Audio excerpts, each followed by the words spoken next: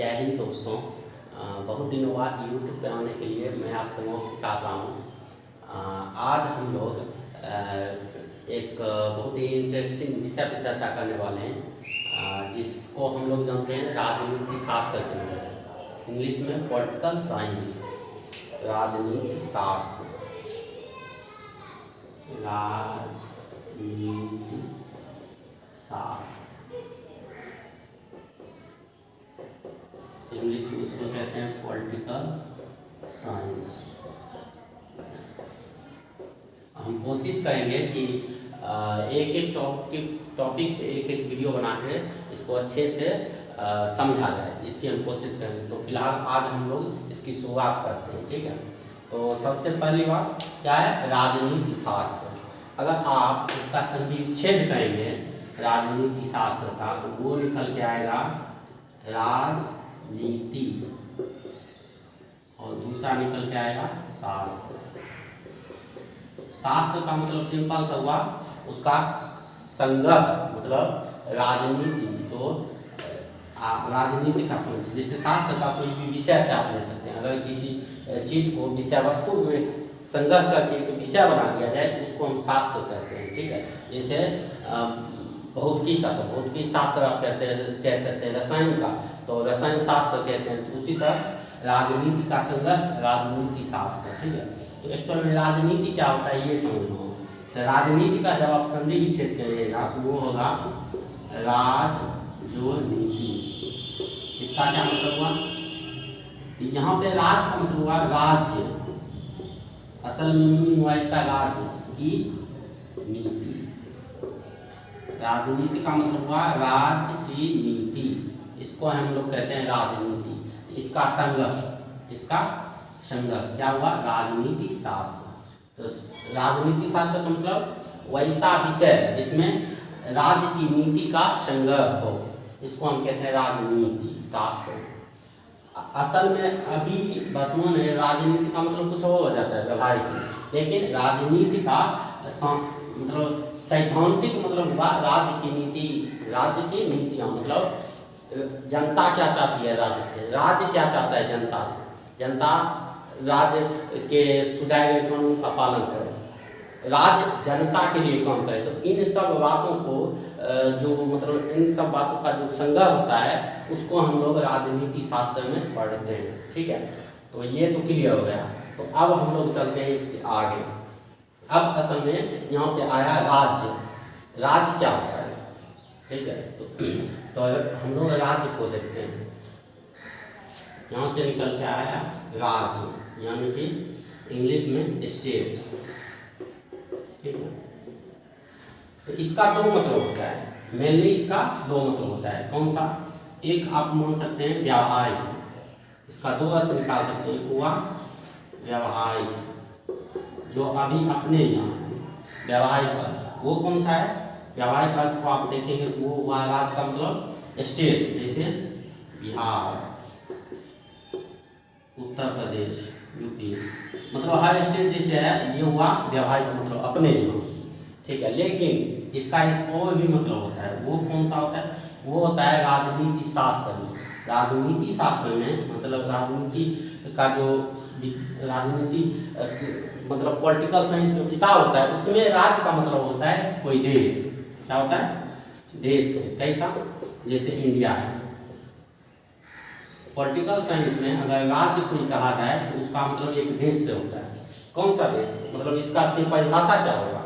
तो व्यावहारिक अर्थ में राज्य का मतलब कोई अपने यहाँ स्टेट से ले सकते हैं, ठीक है। लेकिन वास्तव में पॉलिटिकल साइंस में राज्य का मतलब होता है देश, कोई देश जिसकी खुद की संप्रभुता हो, खुद की सरकार हो, खुद का भूमि हो, खुद की सीमाएं हो, वो खुद का डिसीजन ले सकता हो, वो हुआ राज्य, ठीक है, स्टेट।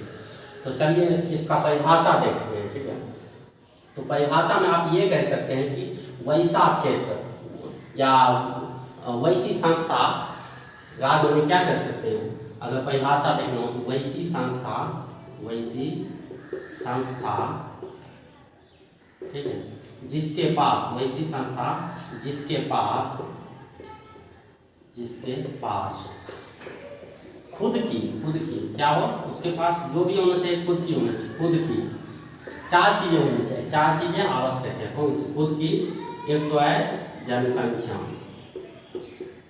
खुद की जनसंख्या होनी चाहिए, ठीक है। जनसंख्या मतलब उसकी नागरिकता हुई, नागरिक, खुद का जनसंख्या होना चाहिए, खुद की नागरिक होने। अगर कोई राज्य है उसमें उसका जनसंख्या, उसका मतलब नागरिक ही नहीं है, उसकी जनसंख्या ही नहीं है, तो फिर राज्य किस काम का?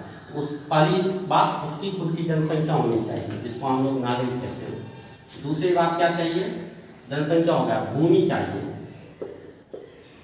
उसका खुद का भूमि क्षेत्र होना चाहिए। जैसे कि सीमाएं होता है, भारत की सीमाएं, हर देश की अपनी अपनी सीमाएं होती है, तो उसका खुद का भूमि होना चाहिए, ठीक है। जैसे जनसंख्या खुद का, वैसे भूमि खुद का। तीसरी चीज है सरकार। क्या है? सरकार, जी हाँ, सरकार भी होना चाहिए। आज के युग में किसी राज्य के लिए सरकार भी होना चाहिए। अगर सरकार नहीं होगी तो फिर वो राज्य चल ही नहीं पाएगा, वो राज्य रह नहीं पाएगा, टूट जाएगा, बिखर जाएगा। सरकार होना अति आवश्यक है। सरकार मतलब लॉ, कानून व्यवस्था, सैन्य सेवा, हर पुलिस, हर चीज होना चाहिए। इसका सरकार का ये मतलब हुआ। तो 3 चीज़ों तो देख ली, एक चीज और चाहिए राज्य को, वो कौन सी चाहिए? और वो सबसे ज्यादा इंपॉर्टेंट है। अगर ये 3 चीज है और वो नहीं है, वो क्या? संप्रभुता, संप्रभुता, जिसको इंग्लिश में कहते हैं सॉवरेनिटी, ऐसे लिखते हैं, संप्रभुता। अगर ये 3 चीज है, जनसंख्या, भूमि क्षेत्र और सरकार है, संप्रभुता नहीं है, तो वो राज्य नहीं होगा, वो राज्य नहीं कहलाएगा। संप्रभुता होना अति आवश्यक है। तो 4 चीजें चाहिए। अब जैसे आप ब्रिटिश इंडिया को देख सकते हो, ब्रिटिश इंडिया में तीनों चीज था, जनसंख्या भी थी, खुद का क्षेत्र भी था, क्षेत्र तो था ही अखंड भारत, सरकार भी थी, सरकार भारत सरकार में चल रही थी, बट उसको चला कौन है? ब्रिटिश सरकार, ब्रिटिश कानून के अंदर थी।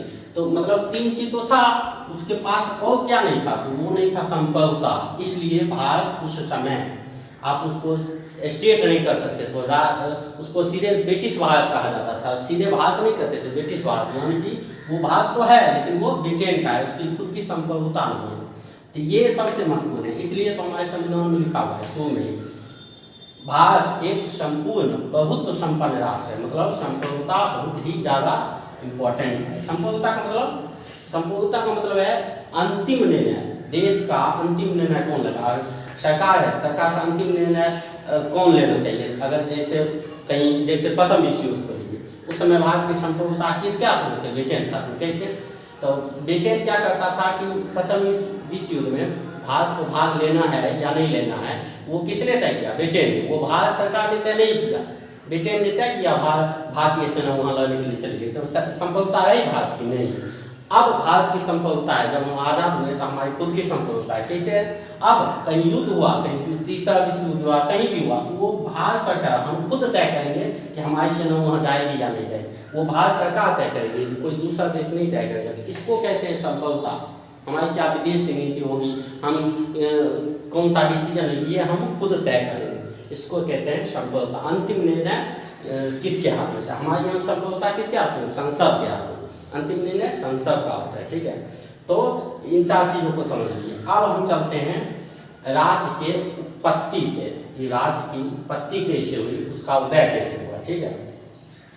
तो उदय पे चलते हैं, उत्पत्ति पे, इसको उदय या उत्पत्ति वो कैसे हुआ, इसको हम देखेंगे युग के आधार पर। युग के आधार पर, युग के आधार पर देखते हैं, मतलब कौन से युग में कैसी राज। अब अभी जो राज आप देखते हैं, यह ऐसा मतलब एकाएक बन के नहीं चला है, ये हजारों वर्ष में ऐसा बना है, ठीक है। तो सबसे पहले युग के आधार पे आप हिस्ट्री में पढ़े होंगे आखेट युग। आखेट युग ये क्या था? इसमें जंगली जीवन इंसान जी जाता है, जंगली जीवन, इसका उतना महत्व नहीं है। आखेट युग में बस मतलब सैकड़ों नहीं हजारों वर्षों तक मानव जो था वो जंगली जीवन जी रहा था, जंगलों में शिकार, आखेट मतलब शिकार करके जानवरों का शिकार करता था, उसको अपना भोजन बनाता था, फिर वो जिया था, हजारों साल ऐसे ही जिया।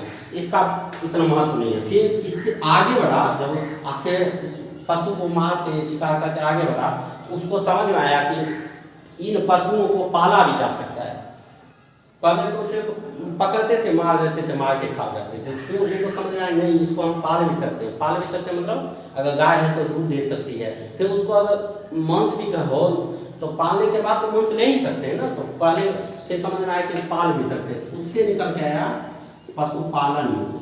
पशुपालन युग मतलब आखिर युग से एक स्टेप बढ़ा आया पशुपालन युग। इसमें क्या हुआ, इसमें कोई धन नहीं था मनुष्य के पास। इसमें पशु जो था वो धन के रूप में मनुष्य ने कमा लिया।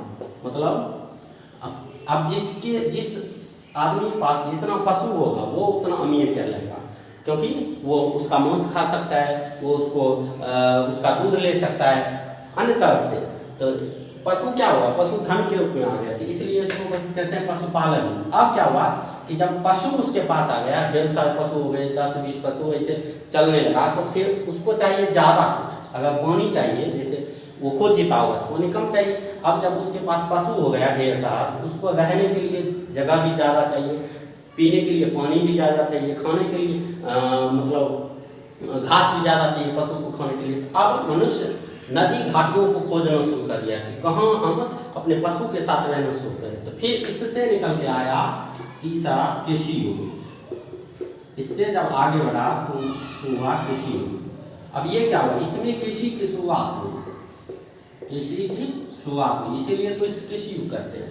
इसमें क्या हुआ कि मनुष्य पशु तो था ही पहले से, पशु इसमें 3 चीजें मनुष्य के पास आ गया। एक तो पशु, दूसरा आ गया उसके पास भूमि, ठीक है, और तीसरा आ गया उसके पास अनाज। ठीक है, अब क्या हुआ कि इसमें मनुष्य जैसे नदी घाटी में गया, गंगा नदी घाटी या सिंधु नदी घाटी में, तो वहाँ पे नदी घाटी में गया, वो पशु पालना शुरू किया।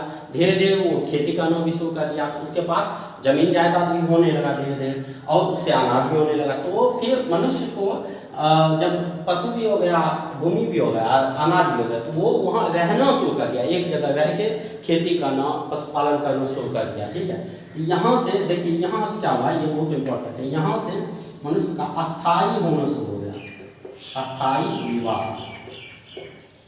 निवास होना शुरू हो गया। अब इससे क्या होता है, इसको आगे समझते हैं। ठीक है, तो जब मनुष्य अस्थायी रहने लगेगा, फिर क्या होगा, फिर उसको रेगुलेशन चाहिए, उसको मतलब एक समाज के तौर पर रहना होगा, सब मिलजुल के। यहाँ से आया एक तो अस्थायी जनसंख्या होने लगी, एक जगह रहने लगा, प्लस गांवों का विकास होने लगा, गांवों का विकास एक साथ रहने लगा, कबीलाई समाज बनने लगा।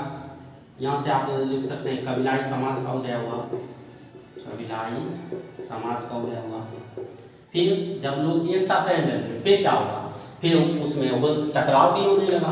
तो जब टकराव होने लगा, आपसी टकराव होने लगा, फिर क्या होगा, फिर उसके लिए कानून व्यवस्था भी बनने लगा।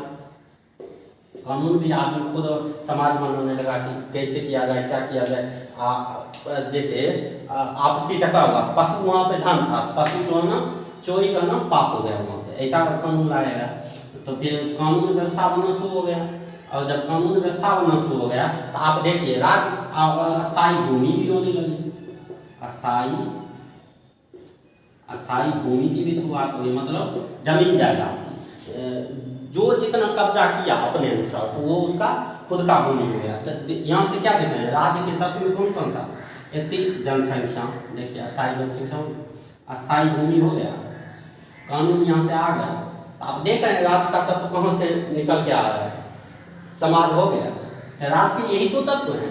तो ये राज्य का निर्माण ऐसे शुरू हो गया। ठीक है, तो वो 3 स्टेप देख लिए, कौन कौन सा, खेती युग, उसके बाद आया पशुपालन युग, उसके बाद आया कृषि युग। आगे हम चलते हैं आधुनिक युग पर, आधुनिक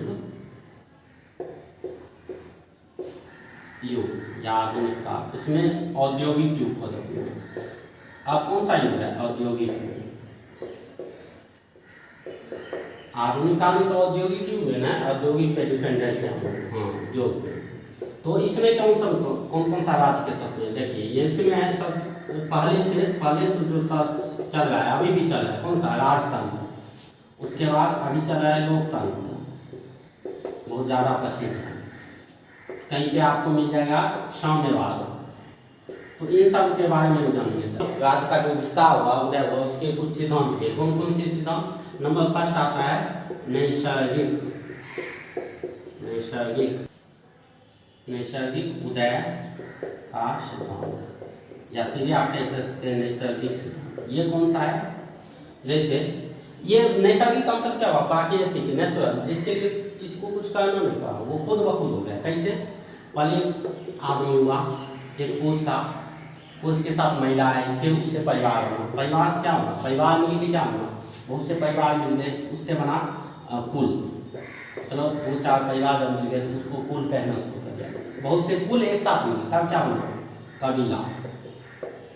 कुल बहुत सारे मिले, फिर हुआ कबीले बने। कबीले कब बने? वो कृषि युग में, कृषि युग में जाके कबीले बनने शुरू हो गए। फिर कबीले बहुत सारे हो गए, फिर बना समाज।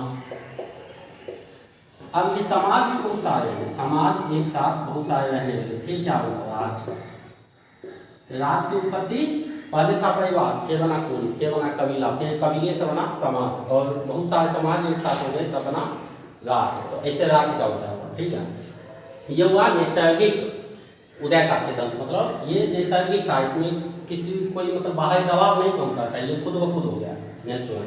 दूसरा आया शक्ति का सिद्धांत। शक्ति का सिद्धांत, इसका क्या मतलब? इसका मतलब ये हुआ कि जैसे कबीला बना, कबीले में कबीला का नेता कौन होगा? जो ज़्यादा शक्तिशाली होगा। उस समय शक्ति को ज़्यादा मतलब जिसके पास ज़्यादा पशु होगा, पशुधन था, तो जिसके पास पशु ज़्यादा होगा, जिसके पास बल ज़्यादा होगा, वो ज़्यादा शक्तिशाली होगा। यहाँ पे क्या हुआ? शक्तिशाली व्यक्ति का वर्चस्व होगा। शक्तिशाली व्यक्ति क्या हो गया? नेता हो गया। शक्तिशाली व्यक्ति का वर्चस्व हो जाएगा। ठीक है, अब इससे आगे जब बढ़िएगा तो वहाँ पे आएगा दैवीय सिद्धांत। ये क्या चीज है? अब यहाँ पे जाके धर्म और शासक एक होने लगे। धर्म और शासक एक होने लगे। ये क्या मतलब हुआ? जैसे धार्मिक नेता होते हैं और शासक होते हैं, एक साथ होने लगे। और जो शासक था, जो राजा होता था कबीला का या समाज का, उस शासक को ईश्वर का प्रतीक बताएंगे। ईश्वर का प्रतीक मतलब राजा जो होगा, जो शासक होगा, जो राजा होगा, उसको क्या कहा गया? उसको ईश्वर का प्रतीक माना जाएगा। मतलब अपने यहाँ पे भी मध्यकालीन भारत में जब आप पढ़ेंगे तो वहाँ पे राजा को ईश्वर का प्रतीक माना जाता है। मतलब जनता राजा का पुत्र समान है, जनता राजा का पुत्र समान है, राजा जनता का पिता समान है। ईश्वर प्रतीक माना है, ईश्वर का प्रतीक राजा को माना जाने लगा। ठीक है, और इसको क्या कहते हैं? मतलब देवता समान है, राजा देवता समान है, इसको दैवीय सिद्धांत कहते हैं। और चौथा निकल के आया सामाजिक संविधा का सिद्धांत। सामाजिक संविधा का सिद्धांत। सामाजिक संविधा मतलब इसको इंग्लिश में कहते हैं कॉन्ट्रैक्ट, सोशल कॉन्ट्रैक्ट का सिद्धांत। सोशल कॉन्ट्रैक्ट कह सकते हैं। इसका मतलब क्या हुआ?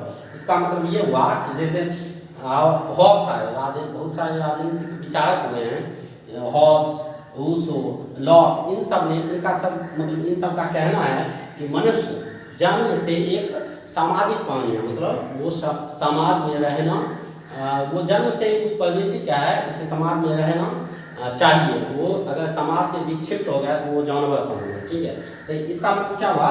इसमें इनका कहना था सामाजिक संविधा के तहत एक तरफ है शासक यानी राजा। ठीक है, दूसरी तरफ है जनता। ठीक है, शोषक वर्ग। तो अब क्या कहता है? जनता ने इस शासक से कॉन्ट्रैक्ट कर लिया। कैसा कॉन्ट्रैक्ट? कि हम आपको कर देंगे, यानी कि टैक्स देंगे। जनता शासक को कर देगी, टैक्स देगी। उस समय किसी टैक्स चलता था। और शासक जो था वो जनता को क्या देगा? सिक्योरिटी। जनता को क्या देगा? सिक्योरिटी। मतलब इसको ऊपर देखते हैं, जैसे अपने यहाँ अभी इसको ले सकते हैं। अभी ये प्रचलित है। जैसे हम लोग क्या करते हैं, जनता टैक्स देती है अपनी सरकार को चुन के उसको टैक्स देते हैं क्या, और सरकार उसके लिए कानून बनाती है, उसके लिए कल्याण योजनाएं चलाती है। तो है तो ये कॉन्ट्रैक्ट फार्मिंग ना, मतलब सॉरी कॉन्ट्रैक्ट, सोशल कॉन्ट्रैक्ट चाहिए।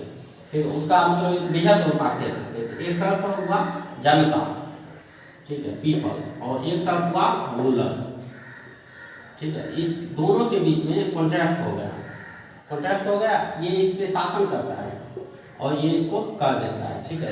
ये हुआ सामाजिक संविदा का सिद्धांत, ठीक है।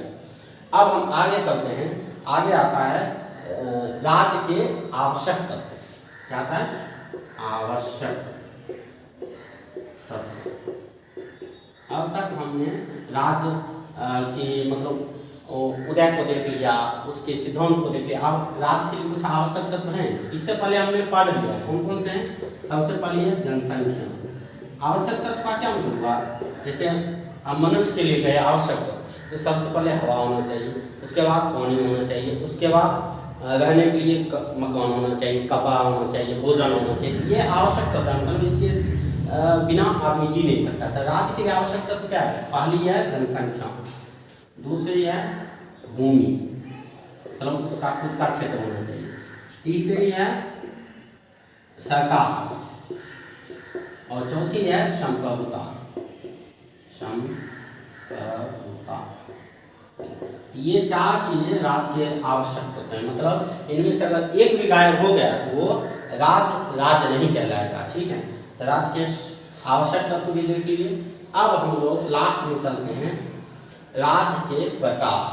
सबसे ज्यादा इम्पोर्टेंट है राज्य के प्रकार। वर्तमान में राज्य कितने प्रकार के होते हैं, ठीक है। तो राज्य के प्रकार, ये बहुत से प्रकार होते हैं। सबसे पहला जाना माना जिसे हम लोग मध्यकाल से ही पढ़ते हैं, राजतंत्र। इंग्लिश में कहते हैं इसको मोनार्क। इसका क्या मतलब हुआ, राजतंत्र। यहाँ पे राजा का शासन होता था। कैसा राजा, जो वंशानुगत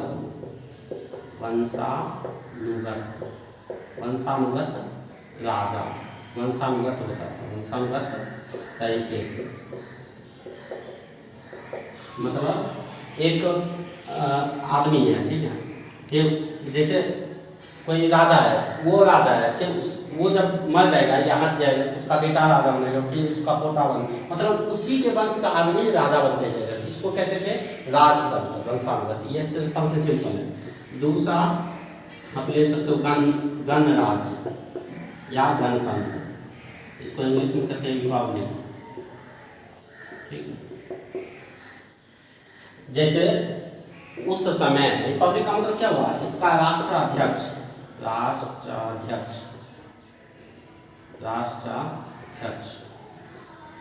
इसका राष्ट्राध्यक्ष जो होगा वो निर्वाचित होगा।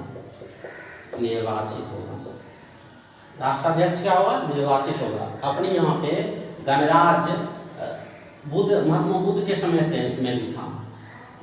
लिच्छवी गणराज्य, आप मतलब हम लोग जानते हैं लिच्छवी गणराज्य था लगभग 6-7 ईस्वी पूर्व में। तो गणराज्य का मतलब क्या हुआ, जिसका राष्ट्राध्यक्ष जो सबसे राष्ट्र का जो अध्यक्ष है, सबसे मतलब प्रथम नागरिक राष्ट्र का बोल सकते हैं, वो क्या हो, वो निर्वाचित हो, इसको कहते हैं। तो वो राज्य कौन सा होगा, गणराज्य होगा, ठीक है। तीसरा कौन सा है, तीसरा आप ले सकते हैं सैन्य तंत्र। ये कौन सा होगा, सैन्य तंत्र का मतलब सीधे सेना का शासन। जैसे अभी म्यांमार, वर्तमान में म्यांमार में, कुछ समय पहले पाकिस्तान, मतलब सरकार पहले से चल रही है, सेना आए, सेना सरकार को हटा के खुद सरकार का कंपनी, मतलब वो खुद को सरकार बोलते हैं, तो उसको कहते हैं सैन्य तंत्र, ठीक है। तो वो भी आसान है। चौथा आप ले सकते हो तानाशाही, जैसे ले सकते हो अभी उत्तरी कोरिया, मतलब किसी, इसका क्या मतलब है, तानाशाही का मतलब क्या हो, किसी एक आदमी का शासन, किसी एक, यहाँ पे लिख सकते हो व्यक्ति विशेष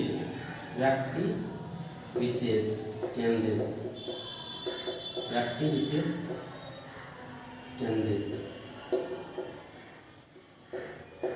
मतलब किसी एक व्यक्ति, जैसे हिटलर, जैसे उते कोई का भी किम जोंग उन, तो एक व्यक्ति पे वो केंद्रित है, वो उसका जो शासन व्यवस्था है वो एक व्यक्ति जो निर्णय लेगा वही होगा, इसको कहते हैं तानाशाही। ठीक है, आगे चलते हैं, आप आगे ले सकते हो जैसे साम्यवादी व्यवस्था। ठीक है, कम्युनिज्म। आगे अगर लेना चाहो तो आप कह सकते हो 5वें में साम्यवादी व्यवस्था, इंग्लिश में इसको कहते हैं कम्युनिज्म। साम्यवादी व्यवस्था, इसका क्या मतलब, इसको इसमें दो विशेषताएं इसकी हैं, एक है एक दलीय शासन। यहाँ पे एक ही दल होता है, कौन सा, कम्युनिस्ट पार्टी, उसी का नेता चुना होता है, एक ही पार्टी होगा, उस पार्टी में दो आदमी खड़ा होगा, दो आदमी में आपको एक को चुना होता है, मतलब दल एक ही होगा। और दूसरी पर विशेषता क्या है, दूसरी व्यवस्था है सर्वहारा वर्ग का शासन, मतलब समाज में, देश में सबसे जो नीचे तबके का है, मजदूर वर्ग, कृषक वर्ग, जो शोषित वर्ग है, उसका शासन, मतलब सर्वहारा वर्ग का शासन, शोषित वर्ग का शासन और एक दलीय शासन, ये दो मतलब विशेषताएं हैं किसकी, साम्यवादी व्यवस्था की। जैसे रूस को ले सकते हैं आप, चीन को ले सकते हैं आप, तो ये उसकी साम्यवादी व्यवस्था की विशेषताएं हैं। ठीक है, और आगे चलिएगा तो अंत में हम लोग देखते हैं लोकतंत्र का मतलब लोगों का शासन, सिंपल सी बात, लोगों का शासन। वो हम लोग बचपन से ही पढ़ते हैं, लोगों के द्वारा, लोगों के लिए। तो अब हम लिंकन जो दिए थे, अब हम लिंकन जी, तो लोकतंत्र का मतलब क्या हुआ, लोगों का शासन, सिंपल सी बात, लोग खुद का शासक चुनेंगे, मतलब सरकार हम खुद चुनेंगे, हम पे कौन शासन करेगा वो हम तय करेंगे, ये हुआ लोगों का शासन। तो इसको दो तरह मतलब विस्तार में देखते हैं। तो सबसे पहले लोकतंत्र में अभी बहुत से देश, ठीक है, एक जैसे देखते हैं ब्रिटेन, इसमें मेनली दो प्रकार के होते हैं, एक होता है संसदीय शासन प्रणाली। इसका जो शासन प्रणाली होता है, मतलब सरकार किस तरह की होगी, वो मेनली दो तरह से होता है, संसदीय शासन प्रणाली। ठीक है, जैसे देखना हो आप ब्रिटेन को देखना, ब्रिटेन जिसको यूके कहते हैं, France, Britain sorry India, Bharat को आप देख सकते हो। यहाँ संसदीय शासन कर रहे हैं, इसका क्या मतलब हुआ कि इसका संसद संपन्न है, मतलब संसद निर्णय करेगी कि देश क्या करेगा। ठीक है, तो यहाँ पे संसद प्रधान है, ये कहने का मतलब सरकार का जो प्रधान है, अंग है, सरकार किसके अनुसार काम करती है, तो वो है संसद के अनुसार। एक व्यवस्था होगी संसदीय प्रणाली व्यवस्था, दूसरा होता है अध्यक्षात्मक शासन प्रणाली, मतलब इसका जो राष्ट्राध्यक्ष होगा उसके अनुसार देश चलेगा। ठीक है, वो कौन सा है, जैसे यूएसए, सबसे प्रसिद्ध है इसमें यूएसए। इसमें एक राष्ट्र का एक अध्यक्ष होगा, उसके अनुसार, मतलब वो केंद्र में होगा, राष्ट्र का एक अध्यक्ष, जैसे कि यूएसए का राष्ट्रपति वो केंद्र में है, उसके अनुसार उसकी पूरी सरकार काम करेगी। ठीक है, पर भारत में केंद्र में कौन है, संसद है, केंद्र में प्रधानमंत्री या राष्ट्रपति नहीं, केंद्र में संसद है। संसद जो निर्णय लेगी वो सरकार उसके अनुसार काम करेगी। ठीक है, तो हम लोग देख लीजिए, एक संसदीय शासन प्रणाली, दूसरा अध्यक्षात्मक शासन प्रणाली। ठीक है, और इसमें एक दूसरे तरह से भी हम इसको बांट सकते हैं, लोकतंत्र। ठीक है, लोकतंत्र को एक दूसरे तरह, एक होता है डायरेक्ट डेमोक्रेसी। ठीक है, इसको कह सकते हैं प्रत्यक्ष लोकतंत्र। टाइप्स की बात करें तो इसमें हम देख सकते हैं प्रत्यक्ष लोकतंत्र, मतलब जैसे आप उदाहरण देखना होता आप ले सकते हैं स्विट्जरलैंड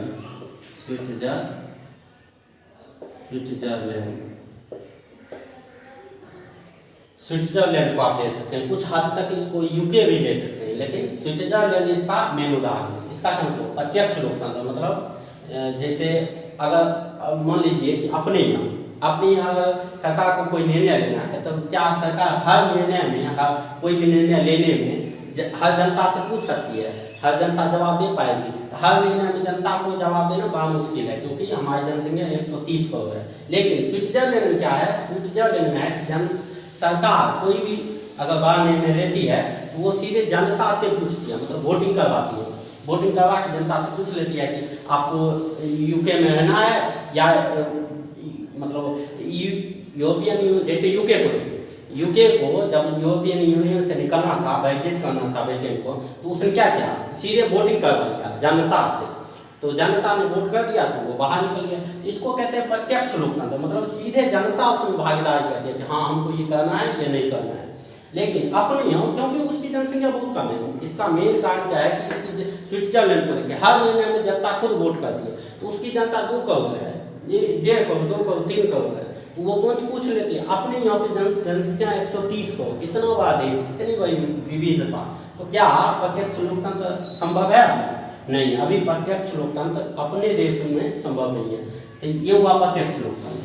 दूसरा है उसका सीधे उल्टा अप्रत्यक्ष।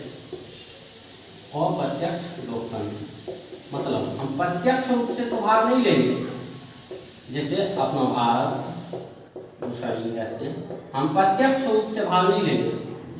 जनता जो है वो प्रत्यक्ष रूप से भाग नहीं लेंगे, लेकिन भाग लेंगे अप्रत्यक्ष रूप से। जैसे हम लोग अपने विधायक संसद को चुन के भेज देंगे, संसद में सांसद को चुन के भेज देंगे, अब वो निर्णय लेंगे हमारे बिहाफ पे, वो निर्णय लेंगे कि देश को क्या करना है, सरकार को क्या करना चाहिए। तो मतलब हम भाग तो ले रहे हैं लेकिन अप्रत्यक्ष रूप से, इसको कहते हैं अप्रत्यक्ष लोकतंत्र। तो लोकतंत्र प्रकार की बात करेंगे मेनली 2 प्रकार से, प्रत्यक्ष लोकतंत्र और अप्रत्यक्ष लोकतंत्र। और उधर व्यावहारिकता की बात करेंगे तो व्यावहारिकता में लोकतंत्र एक तो हो गया संसदीय शासन प्रणाली में, दूसरा हो गया अध्यक्षात्मक शासन प्रणाली, जैसे जिसमें यूएसए आता है, ठीक है। अब एक चीज इसमें बच गया है, वो है गणराज्य। गणराज्य को अच्छे से समझ लेते हैं। उस समय हम बोले थे क्या था, गणराज्य। गणराज्य में क्या होता है, राष्ट्राध्यक्ष का चुनाव होता है, राष्ट्राध्यक्ष। जैसे आप भारत को देखिए, राष्ट्राध्यक्ष क्या होता है, निर्वाचित होता है, निर्वाचित। जैसे अपना देखिए भारत में राष्ट्राध्यक्ष कौन है, राष्ट्रपति।